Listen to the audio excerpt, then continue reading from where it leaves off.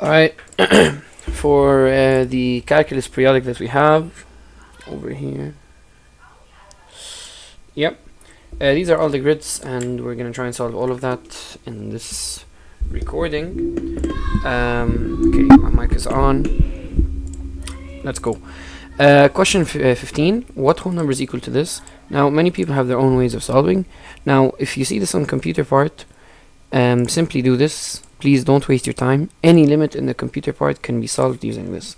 Basically, if they're saying x approaches 16, just write down this expression, but instead of x, substitute a number that's really close to 16.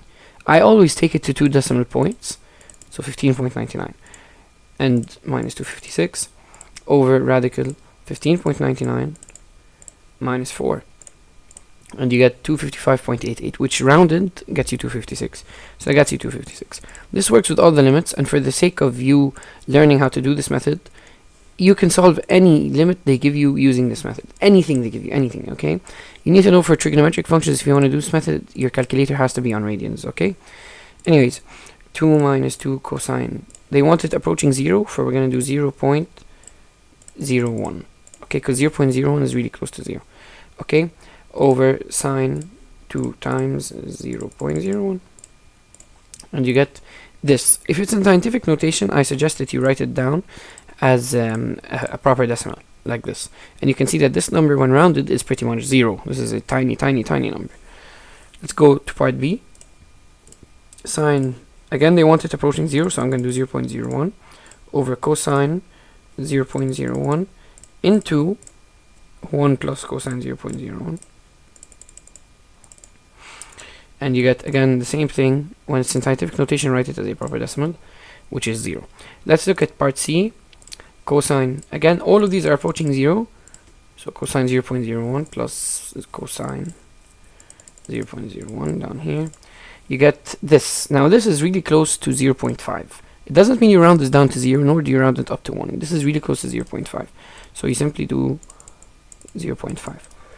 Now, it's preferable that when doing the method, you start by substituting the number they actually gave you. So بحط هلا cosine 0. You actually get half, and you get 0.5. So it's preferable to start by substituting this number here, the 0. Now, why I'm telling you to use the 0.01 is because many times you're going to see that substituting the number they want you to substitute will get you a math error on the calculator, because it results in 0 over 0. So in that case, that's when you see the math error, that's when you take a number really close. Okay, so and for me, I start, my best case scenario is substituting the number they give me. If that doesn't work, I take a number really close to it. Alright, so 2 over 1 plus cosine, like on 1 plus cosine, you can, let's try first using the 0, and it works, you get 1. Alright, so no need to take another number close to 0. This is good. Part E, مثلا, if you try it, 5 sine 0 plus sine 10 0 over 3 times 0, you're gonna get math error. That's when you see math error, that's when you change it to 0.01, and up here 0.01 on 0.01, and you get 4.99, which is pretty much 5. Also, there's a rule for this, by the way, if you don't know. This is 5 plus 10, 15 over 3. I think you guys know this rule. Then part F, tan 18x over 2x. You can just do 18 over 2, which is 9. But let's say you don't know that in the exam. You can do this. And you get 9.09. Alright, I hope this helped. Let's continue to, I think we have 18. Yeah, 18. For what value of k does the limit exist? You guys know for a limit to exist, the left limit must be equal to the right limit. So the value of the function at -3 on the left side must equal to the value of this function at -3 on the right side, right?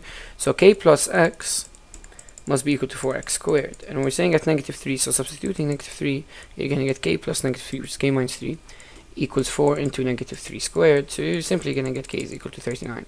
And which is very easy, and I think anyone can solve this. Alright, moving on, هلا we have 1.3 page 6. Alright, how many points of discontinuity does a function have? How do you know how many points of discontinuity a function? I'm going to do this one 33 and 34 because these two come in the exam. Okay, how many points of discontinuity does this function have? Whenever you see points of discontinuity, the first thing you need to look at is, do I have any fractions? Alright, that's the first thing you ask yourself. Is there any fractions? Because if there's a fraction, if the denominator of that fraction equals 0, then you will definitely have a discontinuity at that point. Alright, so over here, let's check this and check this. Alright, so this denominator when it equals 0, you're going to get negative 2. Alright, and negative 2 is less than 1, so there is a point of discontinuity here. Then over here, x minus 3 equals 0, you're going to get x is equal to 3. And 3 is greater than 1, so you also have another point of discontinuity here. Okay, that's the first case of discontinuity. What's the first case? Denominators. Cool. We got 2 points of discontinuity. Is that it? No. The second case that you should look at for discontinuity is the discontinuity between this is infinite discontinuity because it's the denominator, yeah? These two here, between functions when you're transitioning, you need to check if it's a jump discontinuity, right? So let's check if it's a jump.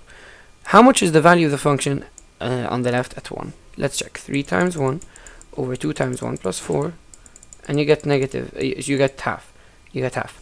The second one, negative 6 times 1 over 1 minus 3, you get 3. As you can see, these two are not the same. So that means you do have a discontinuity at the transition point. I like to call this the transition point, okay? So we have a point of discontinuity here, point of discontinuity here, and then this is where, at what point is this? This is at x equals 1. Okay, so as well as x equals 1, there is a jump. How do I know it's jump? Because you're going from half to 3. Okay, so you're jumping. Meshi?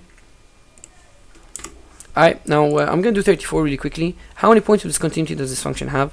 In case you said 2, you would be wrong, okay? Because you have one here, but you're also missing the asymptote over here. Alright, so this is another point. Tamam. Moving on, what grids next? Page 9, question 14. Alright, given that this function is differentiable if x equals negative 1, what's the value of negative 2? Now, this isn't how this comes in the exam. The exam, they get it a bit easier. Well, they only give you bx plus 11 instead of ax cubed plus bx plus 11. But for the sake of it being a grid, I still have to solve it, alright? Now, knowing that it's differentiable to x equals negative 1, when something's differentiable, that means two things. The first thing is that the left differential is equal to the right differential. Alright, and the second thing is that the left limit is equal to the right limit. Remember, what are the two cases for something to be differentiable? 1, the left differential must be equal to the right differential, and 2, it must be continuous. And to be continuous, you need to have the left limit equal to the right limit, obviously equal to the function at that point, a value of the function. This is the third case to be continuous, of course. But you can't really check that when you have a piecewise. Okay, and you can, but no, that's not the point. Anyways, so when you see a question like this, these are the two things you should check. Alright, now, knowing that it's differentiable, usually in the exam, since it's only bx plus 11, you can simply derive both sides and equate them to each other and substitute the x. But since we have two variables, we need to go through both of them. Okay, now again in the exam, it comes easier than this, okay? You just have to take both derivatives and you're done. But regardless, let's do it. Left derivative equals to right derivative. What's the left derivative? It's 3a x squared plus b, right? The right derivative is negative 2. Okay, I simply derived both sides, okay? This is left derivative, this is right derivative. Anyways, we're saying at negative 1, so let's substitute negative 1. 3 times a times negative 1 squared is 3a plus b equals negative 2. Cool, so this, we're going to call this equation 1. Because we have two unknowns, so we need two equations. The second equation comes from the left limit equal to the right limit. What's the left limit? Yani substitute negative 1 here. Substituting negative 1 here, if you want to pause and do it yourself, you're going to get negative a minus b equal, you're going to get negative a minus b minus 11. Alright, plus 11 مش minus. And then substituting negative 1 on the right side, you're gonna get 3. Okay, substituting negative 1 on the right side, you're gonna get 3. Now if you play with this equation a bit, you can take 11 there, and then you can get negative 8, and then since everything is negative, you can change all of this to become a plus b equals 8. Alright, if you have any question why, you can take the a and the b there, and you can take the 3 there, so it becomes positive a positive b since it's on the right now. Then this becomes minus 3 11 minus 3 is 8. Okay, so you can get this. So this is your second equation. You have so many ways to solve these simultaneous equations. You can do it in a calculator, but in the exam you can only take a non-integral calculator. So if you have a calculator that has equation mode that's non-integral, that's really nice. You can do that, I guess. But if you don't, you actually got to do this yourself. So you go equation mode number 1 and you substitute everything. So 1a plus 1b equals 8, and then 3a plus 1b equals negative 2, and you're gonna get a is negative 5, and you're gonna get b is, should be 13. Yeah, 13. Now let's say you don't have this amazing calculator. How would you solve this? You would simply, everyone has their own method of solving simultaneous equations. Honestly, since I see b and b common, I would just subtract these two equations. So 3a plus b equals negative 2, and then I put under it a plus b equals 8, and then you're gonna get equals here. 3a minus a is 2a, b minus b just cancels out. That's why I'm doing this, because you can cancel them out if you subtract. Negative 2 minus 8 is negative 10, and then that's gonna get you 2a equals negative 10, meaning a is equal to negative 5.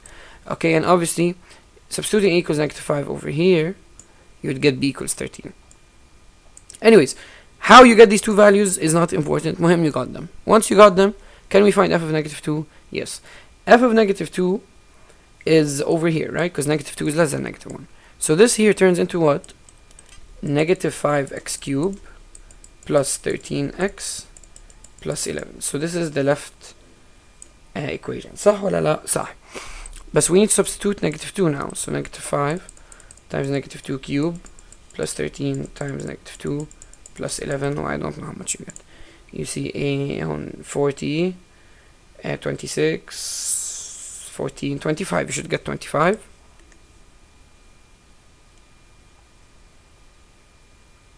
Yeah, 25.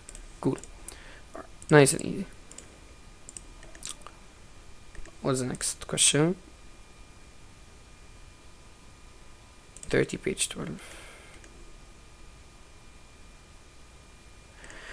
Alright, if y is equal to 3 cotan pi minus 6x, what's the value of the derivative when x equals pi over 24? You need to know the derivatives. These are derivatives. Pause and write them down. Pause and memorize if you want to know.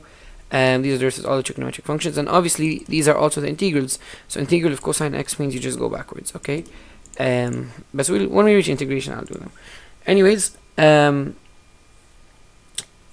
yeah, if enter the answer as a whole number, how can we derive 3 cotan pi minus 6x? The rule is simply that the derivative of cotangent is negative cosecant squared. So this 3 cotan pi minus 6x, what's the derivative? It's going to become 3 negative cosecant squared of pi minus 6x. That's it.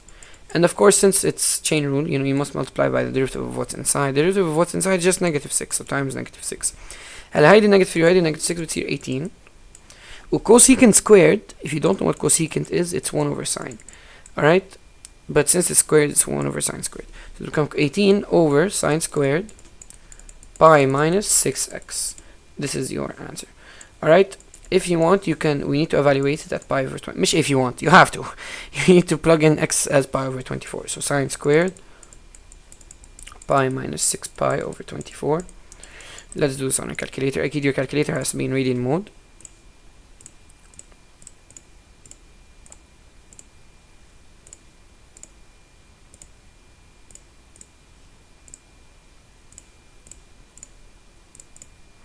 You got 36. Is this correct? Question 30. Correct, it's 36. Alright, nice. Moving on. 3.1, question 6, page 13. Alright, consider this function here. What's the smallest possible value of k for which the function has at least one point c where the derivative equals 0? What's the rule?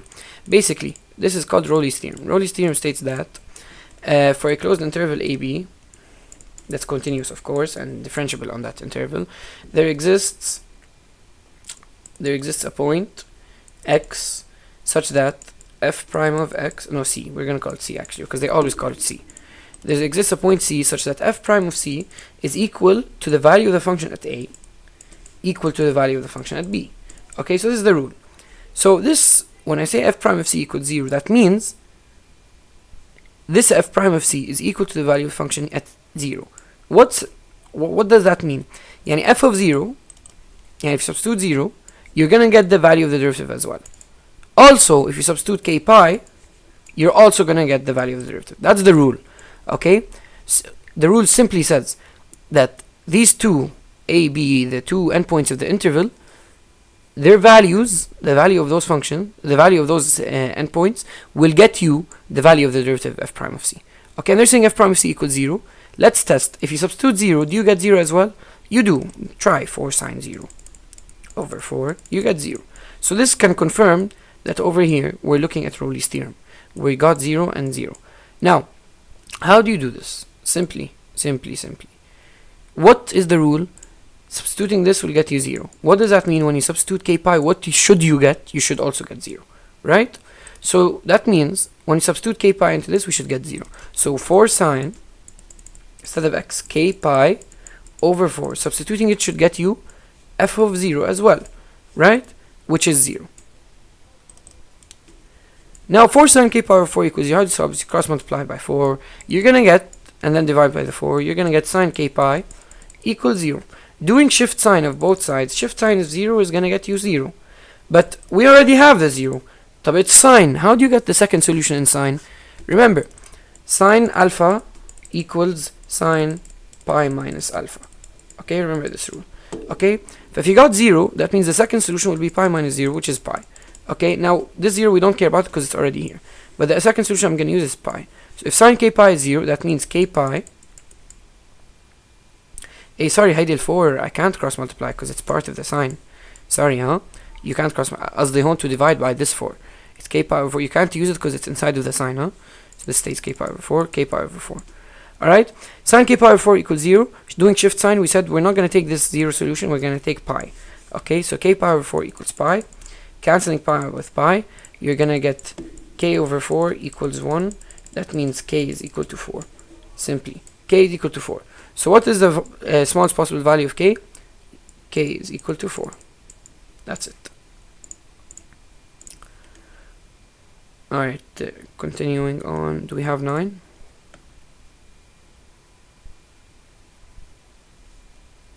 Hold up. Let me just cross out the ones that we did already.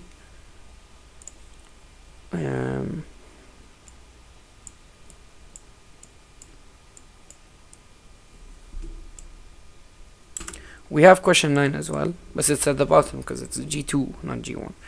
Alright. Let f be a twice. Oh, this function, I hate this question. Okay.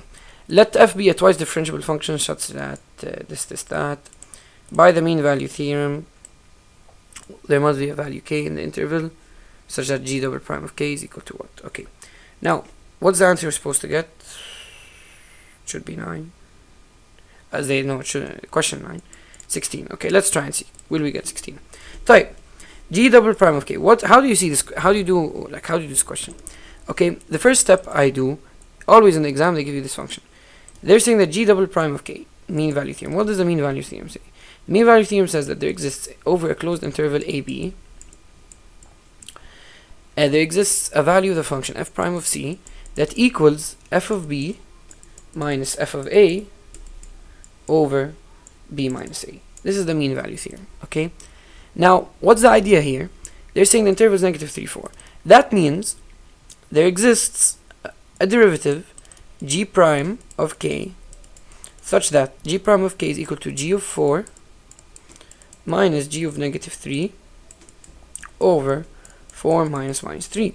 So what's the problem here? Bidon g double prime. Simply, if they want g double prime, and here you make this double prime, you make this prime, you make this prime, well, that's it. You're done.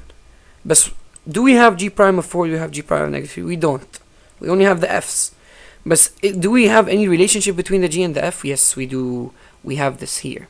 So can I find g prime of x? Simply, if you want to find g prime of x, you just derive both sides, right? So step 1 in the exam is get the derivative. Okay, get the derivative.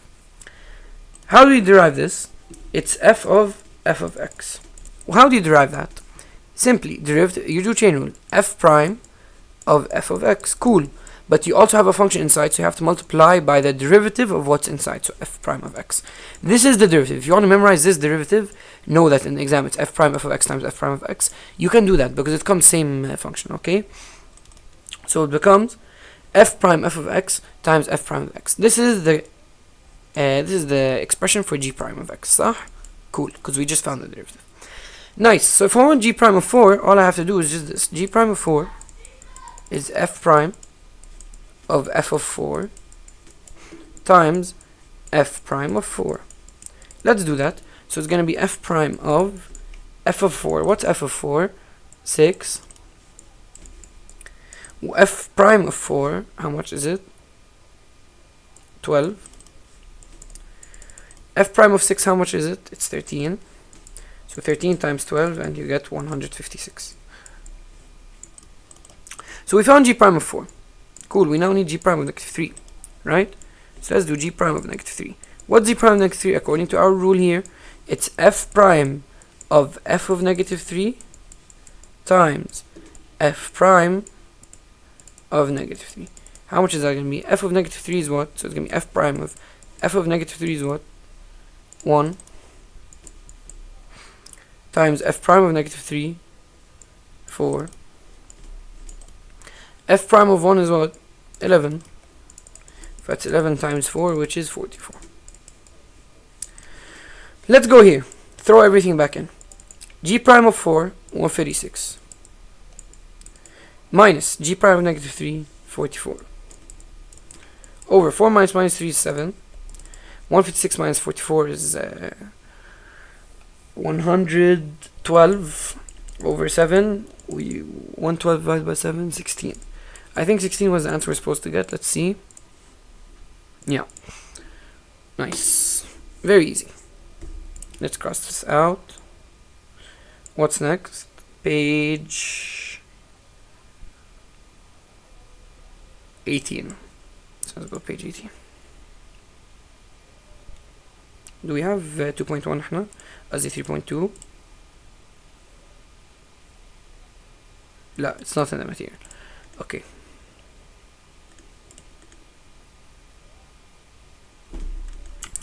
Even though we used to have it before, huh? We used to have these questions before. She removed it from the final material, which is odd. I don't know why she did that. Yeah, it's not in the material. It's not even in the grids. Yeah, شوفوا. It's not here. Bella. Here. I didn't see this. Page 15, yeah? See, she's sneaky, huh? She doesn't put it here, but she puts it here. والله, I'm telling you, من تحت لتحت هذه مش حاسبون. I'm telling you. Question 16 or 18, صح? Yeah, let's do it.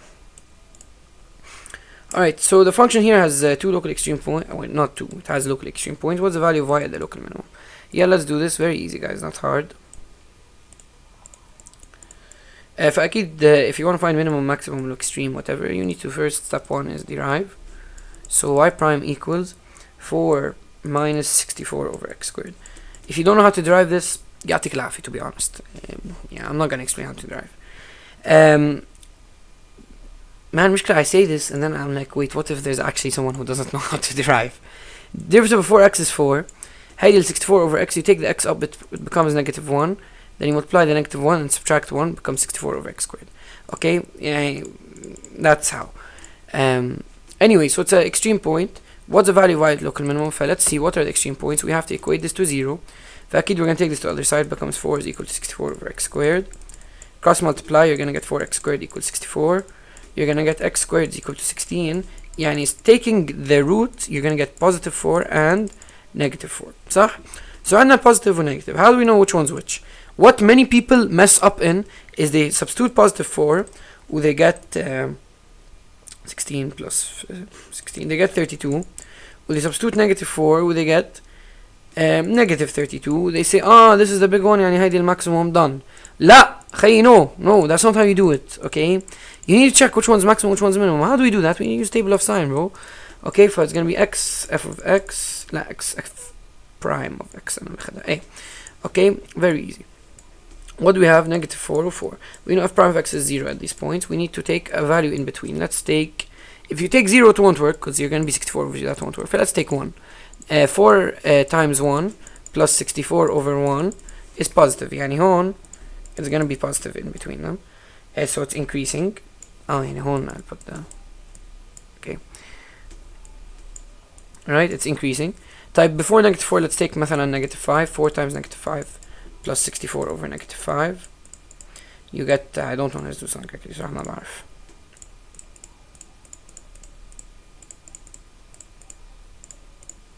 You get a negative answer. Sorry, I just realized that I made a mistake before I continue. And I'm substituting it into f of x, which is wrong.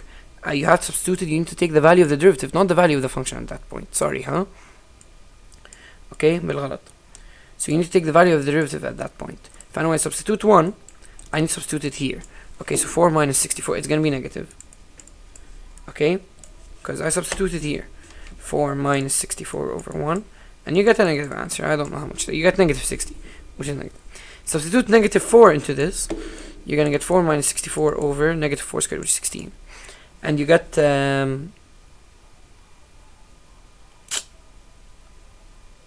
hold up, I think you get why am I substituting negative 4? Substitute a value before negative 4. Sorry, like negative 5, so it will be 25, and you get a positive answer, so it will be increasing. Then substitute a value after 4, like I don't know, 5, and you're gonna get 4 minus 64 over 5 squared. You're also gonna get a positive answer, so it's gonna be increasing. Okay, anyways, so which one's the minimum, which one's the maximum? Obviously the minimum here is 4, right, because it's decreasing then increasing, so it's the minimum point. Okay, what's the value of y at this minimum? So we want to find the value of y at 4. Go substitute 4 into the equation. 4 times 4 plus 64 over 4, you get 32. Okay, very easy. Yeah, 32. Question 18, let's do this, very easy. Where is there, I think in the exam it was 350. I don't know, don't take my word for it, I forgot, wallah. Anyways, the graph of this function has a point of inflection where this is a graph of the derivative. Okay, so this isn't the actual function, it's the graph of the derivative. The derivative, as you can see, we can deduce a few things. I'm gonna make this a bit thicker. We can deduce a few things. Also, we can see that the derivative was negative over here, then turned into positive. If your derivative is going from negative, that means if it was negative, the function was decreasing. If it's going to positive afterwards, that means the function became increasing. So this point is what? This negative 4, it's a minimum. Okay, this is only because this graph is not the function of g, it's actually the function of g prime. Okay, that's why. So this negative 4 is the minimum. So if you want to put the minimum, it's here, negative 4.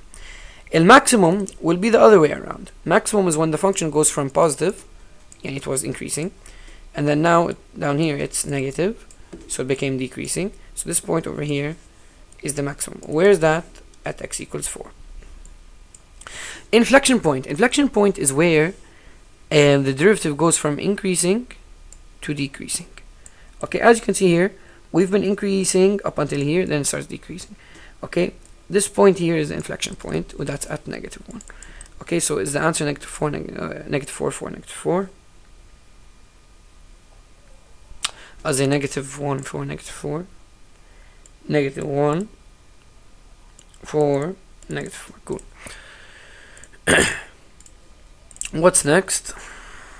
We have page 18.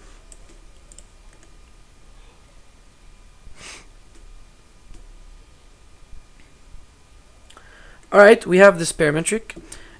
What's the value of k? Basically, they're saying, second derivative. This doesn't usually come, but I'm still gonna do it with you. Second derivative has this following rule, okay? For a parametric equation, the normal derivative y prime, I've done this on my channel before, but yalla. Y dot over x dot, that's the normal derivative. The second derivative is y double dot x dot minus x double dot y dot. I just want to make these dots a bit clearer in case someone's screenshotting. Over عندك x dot cube. Okay, these are the rules. فنحن we want to find y double prime. You need to find x dot, x double dot, y dot, and y double dot. Okay, so I like to do this on my scratch paper. If x is equal to radical t, then x dot is equal to 1 over 2 radical t. You simply derive. Dot means derive. Huh? The derivative of radical t is 1 over 2 radical t. With the derivative of that is negative 1 over 4 t radical t. Okay, you can derive. Just derive this. Please pause and derive if you don't know how to derive. Everyone should know how to derive these. You take it up, it becomes negative 1 over 2, divide times the negative 1 over 2, subtract 1, becomes negative 3 over 2, which is t radical t. Anyways, y is t squared, so y dot will be 2t, y double dot is just 2. Okay, and x double dot. Anyways, so now we can just substitute everything. Y double dot x dot, so 2 into 1 over 2 radical t minus x double dot y dot, so negative 1 over 4. Since it's minus and then negative, I'm just gonna make it plus. Okay, 1 over 4 t radical t. That's x double dot times y dot, which is 2t, over x dot cube, which is 1 over 2 radical t cube. Alright, let's take a look at this. We can cancel a few things around. This t can cancel with this t, with this 2 can cancel with this 4. So it's going to become, on top it's going to be 2 over 2 radical t plus, and like 1, this 4, when you cancel it with the 2, it became a 2, huh? 1 over 2 radical t over 1 over 2 radical t cubed. Let's play with a few things here. 2 plus 1 will get you 3 because they have the same denominator. You could have cancelled the 2 with the 2 and made it 1 over radical t. But I saw over here that there's 1 over 2 radical t. So I said, no, obviously I'm going to have to add these two fractions eventually. So it's easier for me to keep it as 2 over 2 radical t. So I can add it later without having to do the extra step of multiplying by 2 up and down to make a common denominator with this one here. Alright, so I just kept it because I want to keep the common denominator. Anyway, so it becomes 3 over 2 radical t over 1 over 2 radical t cubed. Since it's fraction over fraction, do keep change flip. Okay, this is grade maybe 3, grade 2 material. So it becomes 3 over 2 radical t times 2 radical t cubed over 1. Alright, I just keep change this divide into a multiply and flip this one. Okay, very easy. هلا you can cancel this with this, بتصير هيدي square, فبتصير هيدي 3 times 2 radical t squared is 4, radical t squared is t. So 3 times 4t is 12t. So this is your second derivative, d squared y over dx squared. Let's take a look. 31.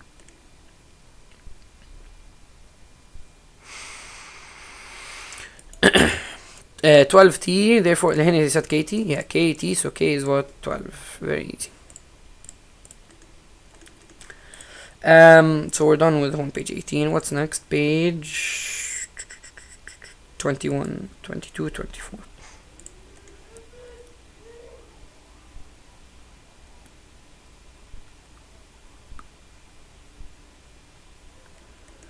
Alright, over here. Two particles move along the x-axis. For the position of particle P is given by this, and the position of particle R is given by this. The two particles travel in opposite directions over the time interval A, T, B. What's the maximum value of B? Now in the exam this was 4. So, you know, if you're memorizing king or memorizing queen, you can simply take the 4 and memorize it عادي. Go ahead. Let me just open the solution. 5. Now, to do this, these are the positions. When we're saying that they travel in opposite directions, that means their velocities are opposite, yeah? Now, how can we find velocity if you have the position? You need to derive it, alright? So 1 over t cubed plus 1, but see here, negative 1 over t cubed plus 1 squared times 3t squared. So it's negative 3t squared over t cubed plus 1 squared. This is the derivative. If you don't know how to derive this, just pause. Take t cubed plus 1, make it to the power of negative 1. Multiply the negative 1 here. Subtract 1 by the power of t squared. But it has to be done because it's negative power. And you must multiply, since chain rule t cubed plus 1, you must multiply by the derivative of what's inside, which is 3t squared. Now, regardless, this is your this is your derivative. For the second one on, it's 1 over 2 radical 2t squared plus 2t plus 3 multiplied by the derivative of what's inside, which is 4t plus 2. I'm gonna cancel this 2 here. You can factor out a 2 here, but it's here 2 into 2t plus 1. So it becomes, you can cancel the 2's, huh? 2t plus 1 over radical 2t squared plus 2t plus t. So this is the velocity of the second one. Well, this is the velocity of the first one. Hello, what's going on? Can you compare the velocities? Over here, for whatever value of t that you put in, t cubed plus 1 is always positive because it's squared. T squared is always positive. But this negative 3 will always be negative. This is always positive, the t squared and squared. This is always negative. Now negative times positive is negative. So this velocity will always be negative because you have negative number multiplied by positive over a positive. Right? And what's that? That's always negative. This one here, 2t plus 1 is always positive. Why? Because they said, no, the time is in between 0 and 35. Do you see any negative time? You'll never have negative time. Since time is always positive, 2t plus 1 will always be positive. Radical. Can a radical ever be negative? Never, right? Oh my neck. Oh my days. Oh my god. Ugh, my neck, bruh. Radical 2t squared plus 2t plus 3 is always positive. فهيدي the second one is positive over positive. That means the second velocity is always positive. So if this is always negative, or this is always positive, that means these two particles are always traveling in opposite directions. So in this time interval 0, 35, what's the greatest time between 0 and 35 at which they're traveling opposite directions? Since they're always traveling, the greatest time will be simply be the end point of the interval, and that's going to be 35. Alright, so let's see, is it 35? Yeah. Very easy, guys. Anjad, very easy.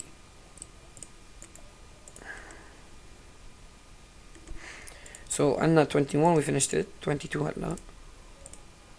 Question 8. Question 8. هات نشوف. A particle is moving at this. At what time does the particle start moving to the right? Okay, if this is the position, we want to know when it starts moving to the right, and we need to find the velocity and know when is the velocity positive, because that's moving to the right. So let's find the velocity. You need to take the derivative, which is 3t squared minus 66t. So when it moves to the right, you want to know when something's positive, when something's negative. You have to take the roots, right? We have to take the roots. If I equate this to 0, you can factor out 3t. You're gonna get t minus 33. لا, t minus 21 equals 0. So you got two roots, t equals 0, t equals 21. Okay, it's not going to be 0, it's going to be 21. But no, let's see. How do you know? If you have two roots, you make the table, right? In between the roots, it's a quadratic equation. In between the roots, it's negative. After the roots, it's positive, right? So at what time does it start moving to the right? After 21, it starts moving to the right, it's positive. Again, how do I know it's positive, negative, positive? Simply, you can check. And I know, guys, I'm going a bit fast, but wallah, yani, you guys are grade 12, and I'm assuming you know these things, you know. These roots, 0, 21. Of course, at the roots, there's no sign. Usually, between the roots, it's negative. If you don't know this, let's say you don't know this, check a value in between 0 and 21. Like, substitute 1. 3 times 1 squared minus 66 times 1. You're going to get a negative answer. So, 1 is going to be negative. Then, before 0, there's no time before 0. Akid, yani. Because they're saying we start at t equals 0, so we're going to remove that. Now after 21, try a value like 22, 3 times 22 squared minus 66 times 22, and you get a positive answer. So that means after 21 it's positive. So when does it start moving to the right? After 21. Okay, so at t equals 21, it starts moving to the right. Oh, 22. 66 divided by 3, ya Allah, 66, when I factored out the 3, I put it as 21, but 66 divided by 3 is not 21, it's 22. Please don't be a genius and divide in your head like me, because I'm not a genius. I think I'm a genius, and I divide in my head and I get stupid mistakes in the exam wrong, and I cry about it afterwards. I don't literally cry, but I get mad about it. So please don't be stupid like me. Don't cost yourself silly mistakes because you're too lazy to press 3 buttons on a calculator. Again, these are all things I do. Don't cost yourself these mistakes, huh? Alright, question 10. A particle moves on the x-axis. Its position at any time is given by this. At what position does the particle attain its maximum velocity for the first time? Alright, very easy. Again, we need to derive this. So it's going to become negative 2t squared plus 12t plus 12, right? Now this derivative, we want to find its maximum velocity. Okay, we're going to set it equal to 0. This is going to yield you two solutions. Let's see. Negative 2, 12, 12, you get, is that correct? I feel like that's wrong.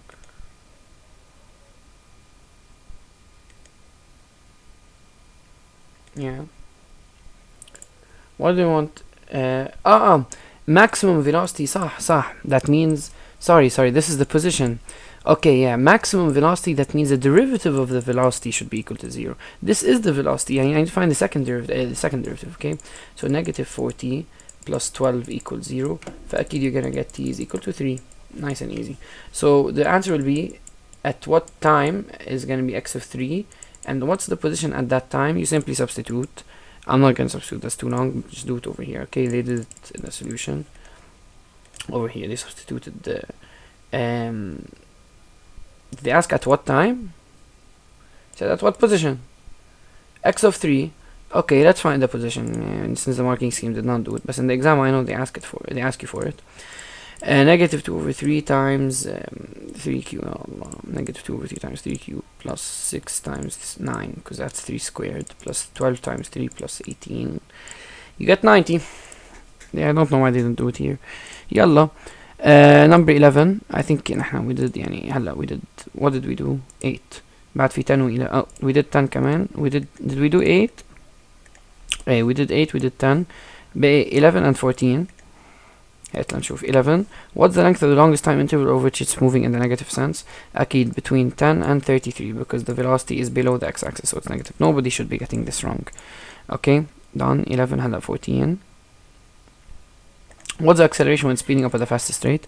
It's speeding up at the fastest rate between 4 seconds and 6 seconds. So how do you find the acceleration? You simply take 60 minus 30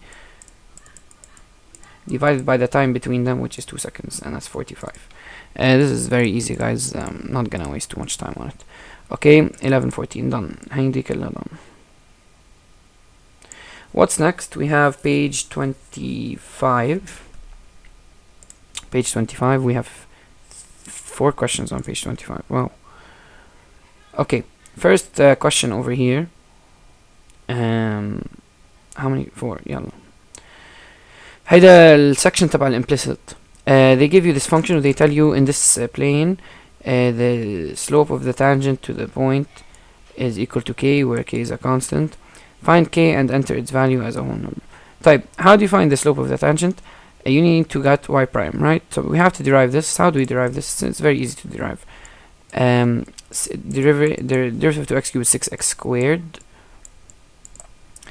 plus 2 plus derivative of y squared is 2y, but remember, since it's y, you must multiply by y prime. Okay, minus 3 derivative of y again is y prime, so 3y prime equals 0. طيب, they're saying at 1 comma 1, you substitute 1 comma 1, so 6 times 1 plus 2 into 1 y prime. We don't know y prime. We know y, but we don't know y prime. This is y, so we can substitute the y, but it's not y prime. Minus 3 into y prime equals 0. Okay, هيدي 6 plus 2 is 8, so 8 plus 2y prime minus 3y prime equals 0. So you're gonna get that y prime is equal to 8. Okay, this is the slope. Okay, so what's the constant k? It's just 8. Let's see. Is it 8? Yes, it's 8. Very easy. Next we have question 25. كمان very easy. I feel like I'm missing a question here.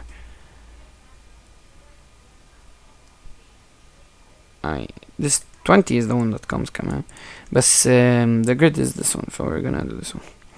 The volume of a sphere is increasing at 5 centimeters cubed per second, where it's هيدي at 1 over k pi. Find k and enter its value. Now, I gave this as a rule. You can simply do, you can do that. The answer is this number here over 4 pi r squared. Okay, so you're gonna get 5 over 4 pi times 25, and the answer is 1 over 20 pi. Okay, so that's gonna get you the answer. This works. It's just a shortcut you can do. You can do that if you want. So k is 20. You see, you can do that, but obviously it's not the correct, proper way to solve. But it works in the exam. Proven. Yani, I can prove it for you. Regardless, they gave you that the volume of the sphere is increasing at a constant rate. So this here is dv by dt. Then they gave you that the radius is 5, and they gave you that the radius is increasing at a certain rate. So dr by. They want us to find this dr by dt. Okay. Now, if they give you a volume of a sphere, that means you can find dv by dr. dv by dr for a sphere is always 4 pi r squared. How can I find dr by dt? This is what you write. You say dr over dt. Start with the other one, dv by dt. We're gonna multiply it by what? dv by dr. If you multiply it, it's gonna become different. We want to cancel out. The dv. So that means I'm gonna put dv down and dr up. So now these two cancel. Now what's dv by dt? dv by dt they give to us as 5. dr by dv is just 1 over this. So it's gonna be 4 pi r squared. So that's why I'm telling you, you can just use the rule I gave you. This number divided by 4 pi r squared always works. Okay, so 5 over 4 pi times 5 squared. And you're gonna get 1 over 20 pi. Now what's the problem? Many people might mistake this question for this question up here. This is different, okay? They look very different from each other. For over here, 25 is when you use that rule. 28, let v and u be functions of time that are related by the equation 2v to the power 4 plus 24u equals v cubed u. At time t0, the value of v is 3 and dv by dt is -2. Find the value of du by dt at time t0. Now I hate this question because it's long. بس يلا I'm gonna solve it بدي أخلص يعني. Let me just motivate myself by looking at how many questions are left. We did هلا 22. هلا we're on what? We did 22, 25 صح؟ إيه. So we're done with this. So we barely have anything left. We have هيدي 5 questions, 6 questions. We have 8 questions left. Yeah, let's finish. Okay, so عندك هيدي ال v and u functions of time. How do you do this? هيدي implicit differentiation, right? So they want you to find u prime. Okay. أول شيء, the first thing you're gonna do in this question, because it comes the same in the exam, is أول شيء, step 1 is find u. Okay. How do you find u? Substitute the value of v, and we can get u, right? So 2 to the v to the power of 4. So 3 to the power of 4. Why am I using 3? Because they said v is 3. Okay. Step 1 is always find u. Okay. 2 times 3 to the power of 4 plus 24u equals 3 to the power of 3u. You're gonna get this is 81 times 2, which is 162, plus 24u equals 27u. You're gonna get 3u is 162. Well, I have no idea what that is. 120 is 40, and 42 is 14. Yeah, but you get u is 34. لا, you get 54. Cool. Once you get u is 54, step 2 is find u prime. Now how do you find u prime? يعني derive. What's the derivative of this? 2v to the power 4 becomes 8v to the power of 3 v prime. Anytime it's not x, you have to multiply by the prime, or the derivative of the actual thing, okay? Plus 24u becomes 24u prime equals v cubed u. Now v cubed u, you need to use product rule. What's product rule? U prime v plus v prime u. But in this case, I'm not going to use u prime v, v prime u. I'm going to argue because the letters are actually v and u, so I'm going to use f and g. Okay? In this case, it's going to be f prime g plus g prime f. Okay? What's f? F is v cubed. So what's f prime? It's 3v squared v prime. Right? F prime. What's g? G is u. So what's g prime? It's u prime. So now let's substitute these here. F prime is 3v squared v prime. G is u plus g prime f, so u prime v cubed. Okay, so we're gonna throw that here. 3v squared v prime u plus u prime v cubed. Anyways, so we can just throw all the numbers that we know here. So it's gonna come 8 times 3 to the power of 3. V prime is -2 plus 24. U prime, it's a u, huh? U prime, we don't know u prime, we're trying to find it, equals 3v squared, so 3 squared, v prime -2, u we know it's 54, plus u prime we don't know it, v cubed, yani 3 cubed. Solving this equation for u prime, anyone should be able to do this in grade 12. You should get it, let's show how much, 828, okay? Question 29, a curve is given implicitly, has 2 vertical tangents, and one is at -k. Okay, let's do it.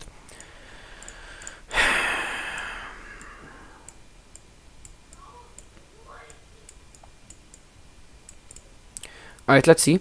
So, whenever they're telling you vertical tangents, that means the horizontal tangent is equal to 0. Okay, so that means the slope is equal to 0. That means the derivative y prime is equal to 0. Now let's take a look here. Can we derive this and find y prime? Yes. The derivative will be 2y y prime minus 11xy. We need to do product rule, right? 11xy. Let's do product rule. It's gonna be u prime v, so 11 v is y plus v prime y prime, u is 11x, right? So the derivative will be 11y plus 11x y prime. Obviously all this under the bracket because it's minus this, yeah? Plus 32x squared, derivative of that is 64x equals 0. Can we find y prime? Of course we can. It's going to become 2y y prime minus 11y minus 11x y prime plus 64x. Now enter the trick here is that you need to find y prime. You need to find an expression for it, okay? So when I want to find an expression for this equals 0, you need to collect the y primes together and throw everything to the other side. So let's collect the y primes together. 2y y prime minus 11x y prime equals 11y minus 64x. Factor out the y prime, you're gonna get 2y minus 11x equals 11y, 11y minus 64x. So y prime is gonna be 11y minus 64x over 2y minus 11x. This is your y prime. Now we need to find an expression for it, okay? We need to know its vertical tangents. That means this y prime has to be equal to 0, right? If it's vertical tangent, then y prime equals 0. So that if y prime is equal to 0, yani this is equal to 0, cross multiply, yani many people know already, you know, I don't have to say the step cross multiply. If a fraction equals 0, that means only the numerator is equal to 0, okay? But anyways, yeah, let's say you don't know that. Cross multiply, you're gonna get that 11y minus 64x equals 0. But again, we're not, like, this is in terms of y and x. So what do? You need to find an expression for y and substitute it over here, okay? So 11y will be equal to 64x. That means y is equal to 64 over 11x. Oh, x is up here, sorry. Okay, so 64 over 11x. This, I'm gonna throw it all the way up here. So y squared, so 64 over 11x kilo squared minus 11x times 64 over 11x equals 75. This here is gonna get, I don't know what that's gonna, this will cancel with this, I know that. So you're gonna get minus 64x squared over here. Whatever this is, 64 over 11x squared. This is all squared. I don't know how much it is. It must equal to 75. You're gonna get some expression for x, and you're gonna throw that expression back here into the y. Okay, so let's see what we get. I think it should have been better if I found x in terms of y. Yes, I should have done that because they want y equals something. Okay, you can do this and then throw it back in, but that's gonna take you an extra step. In the exam, don't find y in terms of x. Do the opposite. Do x in terms of y, because then you would get y here, and that would get you a final answer. Okay, so let me do that again. Alright, so we stopped here. We said 11y minus 64x would be 0. So that means 64x equals 11y. So x is equal to 11 over 64y. So let's do that over here. So y squared minus 11 times x, which is 11 over 64y, times y. So this is the x, and then times the y, plus 32 x squared, so 11 over 64 y squared equals 75. صح? I'm gonna move a bit to the right. So you're gonna get y squared minus 121. Oh shit. 121 over 64 y squared plus whatever this is. I have no idea what this is, bro. Let's just do it on the calculator. I'm not doing that, bro. So 1 minus 121 over 64 plus 32 times 11 squared over 64 squared. So 7 over 120, whatever this is, blah blah blah blah. So you're gonna get 7 over 128 y squared equals 75. Cross multiply.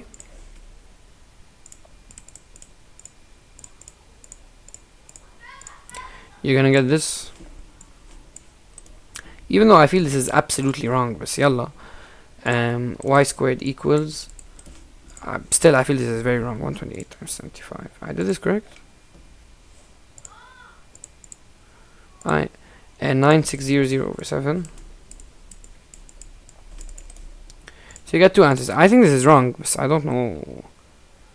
Okay, they got these two answers. Let's see if that's correct. Radical of this.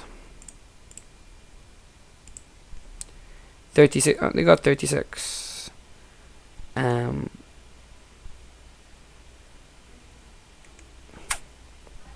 Let's check here. I just realized where I messed up. It's actually at the start, basically where so the horizontal tangent equals 0. It means the denominator of y prime should be equal to 0. So hone, I should have set this equal to 0 because for it to be a vertical tangent, that's the rule. The denominator has to be equal to 0. So I'm not gonna cut this out because honestly, guys, wallah, I'm تعبان. I'm not gonna do that all again. You just have to fix the last step, which over here 2y minus 11x equals 0. That means 2y equals 11x. So that means if you want to write x in terms of y, and it's 2 over 11 y. So over here it's gonna be 2 over 11, sorry, y squared minus 11 times 2 over 11 y. Sorry, 2 over 11 y is inside the brackets times y, because this is all the x, yeah, plus 32 into 2 over 11 y squared equals 75.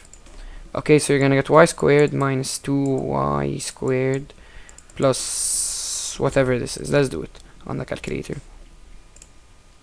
1 minus 2 plus 32 times 4 over 22 times 4 over 121.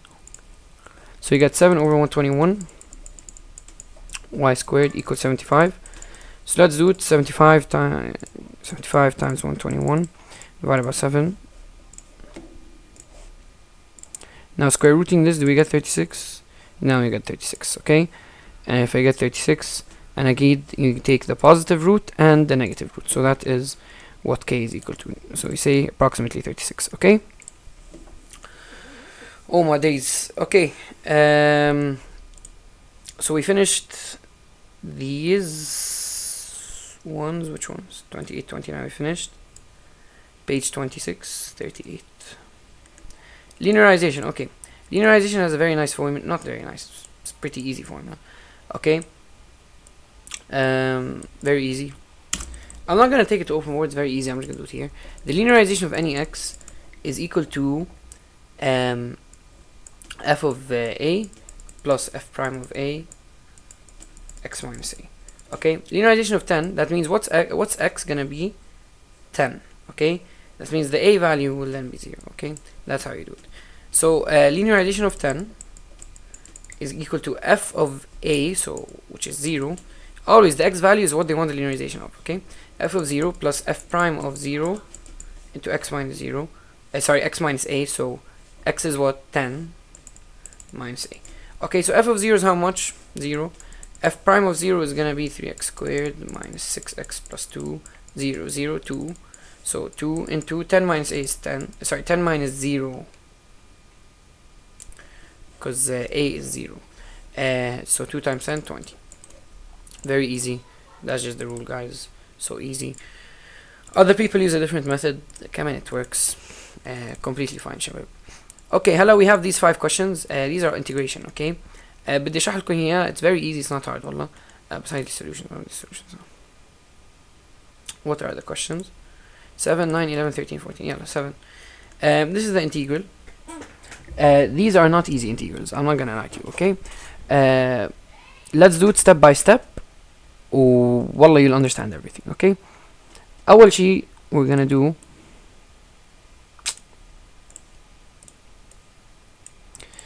integral 192x squared plus 8 plus 3 pi secant squared pi x. When you see this integral, what do you do? First thing, you split it up, okay? Split it up into 3 integrals, sorry. It's too big. 192x squared dx plus integral 8 dx plus integral 3 pi secant squared pi x dx. Now, everyone has their own methods. This is very easy. How do you integrate this? It's going to be 192 x cubed over 3. How do you integrate 8? It is just 8x. These are from grade 11. This halla is grade 12. Okay, what's the integral of secant squared x? Inta, whenever you're working with trigonometric functions, there's no like specific rule. Think about what do I derive, what function when I derive it I get secant squared. Isn't it tan x? Isn't it the derivative of tan x secant squared x? So doesn't that mean the integral of secant squared is just tan x? Exactly. Okay, so hey, the integral of this, 3 pi is a constant, so I'm going to take it out. Okay, the integral of secant squared pi x is going to be tan squared pi x. Okay, and since it's pi x, in integration you don't multiply by u prime, in integration you divide by u prime. So you divide by the derivative of what's inside, which is pi. Cancel pi with pi. Okay, it's going to be this plus tan squared pi x. And akid you have to substitute 1 over 4. I'm just going to show you the solution of substituting 1 over 4 because ما نخلق. Okay, the integral that you get is 192 over 3. Yeah, 192 over 3 is 64. So 64 x cubed plus 8x plus 3 tan. مش tan squared, tan. Because the derivative of tan gets you secant squared, not tan squared. Okay, so 3 tan pi x. Sorry, بالغلط, huh? By accident. And then you substitute 1 over 4. And you should get 6. Okay, very easy. Next one. Okay, over here this is very easy. We'll do it so fast. والله ما بدرس هالقد. Okay. Integral 2x minus 7x squared over x power 4. This you split it up into two integrals. 2x over x4 minus integral 7x squared over x4. Okay, أكيد هاي dx وهاي dx. Anyway, so you're gonna get 2 over x cubed هون dx minus integral 7 over x squared dx. 2 over x cubed, you have to take the x up, it becomes negative 3. 7 over x squared, you have to take it up, it becomes negative 2. Right? Type.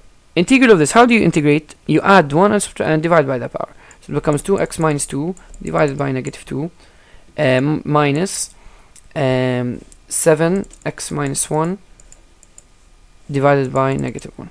2 over negative 2 is negative x to the power, okay. Negative x power, x power negative 2, I'm going to take it down. 2 over negative 2 is negative 1. Over x squared, هيدي بتصير plus, because it's minus minus, plus 7 over x. And then أكيد substitute 1 over 3 and you get an answer. I'm not going to do the substitution, you can do it on your own. Okay? In case you don't know how to substitute, in case you don't know how to integrate, the rule for integration, integral of ax to the power of n is equal to ax to the power of n plus 1 over n plus 1. So you add 1 to the power and you divide by that new power. In case you don't know how to integrate. Maybe you may have forgotten. Okay, over here, this one's a bit tricky. But bear with me. Wallah, it's very easy. Again, just bear with me. Okay? Now, over here, I took to open boards, huh? This is where it gets a bit tricky. You need to, think a bit, okay? This is where you can't really separate. There's no specific rule. When you're stuck in a place like this and you see powers, okay, you use U substitution. If you don't remember how U substitution goes, here's what you do. Anytime you see something raised to the power of something, you take U to be what's under that power. Okay? So we're going to take U equals tan x. Cool. If U is equal to tan x, then du, what's the derivative of tan x? Secant squared x, and of course you put dx. Remember, du equals derivative dx. Type. Now I can simply substitute instead of this u, right? So I can go back here, it's going to become integral u squared secant squared x, but since it's in terms of u, this dx has to be changed in terms of u. So dx is going to be, take secant squared to the other side, du over secant squared x. Type, that means instead of dx, I'm going to put du over secant squared x. Look at that. Pew, pew. You cancel. Don't forget that 21 outside, huh? Isn't that nice? You see how everything just gets cancelled? So easy. And then what's integral of 21u squared? How do you integrate 21u squared? Isn't it just u cubed over 3? Add 1 to the power, divide by the power? It is. Now, at the end, you change everything back to how it was. What was u? It was tan x, so it becomes 21. Tan cubed x over 3. Substitute the pi, it becomes 7. So 7 tan cubed x. Substitute the pi over 4 and you get an answer. هات لنشوف. Yeah, substituting 7 tan cubed. Okay, easy. Okay, everything easy. والله. نحن كم سؤال عنا? We did 7, 9, we did 11, في 13 or 14. Okay. Let's do this one. This is a nice one. Okay. Again here, in this case, whenever you're stuck like this, Is there any rule? Is there anything that you can do? You can't. There's nothing to do, right? You can't like divide by anything. You can't separate these two. There's no rule. Is there anything when you derive to get cosine x sine cubed x? No. So this is like the previous one, where if you can't really find any pattern, you simply trial and error. So again, you take u to be the thing under the power. In the previous one, why didn't we take u equals secant x? This is a question that I think someone might ask me. Why did you take no. Why did you take u to be tan وين الهيدا? Where did it go? What? I think I erased it. يمكن I erased it. In the previous one, why didn't I take u to be secant x? Why did I take it to be tan x? Because why would you take u to be tan x? No. So why would you take u to be secant x? There's no reason to take it. Why take it to be tan x? Because you know the derivative of tan x, which is easy, and it's secant squared. So the second that you realize the derivative of tan x is secant squared, that means you take u to be tan x. When you take the u to be tan x, knowing that the derivative of tan x is secant squared x, that means you can know that eventually somewhere along the lines, since this is the derivative of this, these two will cancel each other, so you take u to be tan. But the derivative of secant is tan x secant x. Well, it won't cancel. Okay, so it's better to take the derivative that's easier. Okay, the derivative that's easier here, cosine x sine cubed x, is sine x. Okay, so you take u to be sine x. So what's the derivative of sine x? It's cosine x, and don't forget the dx. So that means we can go back here. We're going to change this. Integral 320 cosine x u cubed. Again, this dx, we have to change it. How do we change it in terms of u? You take this to the other side. It becomes du over cosine x.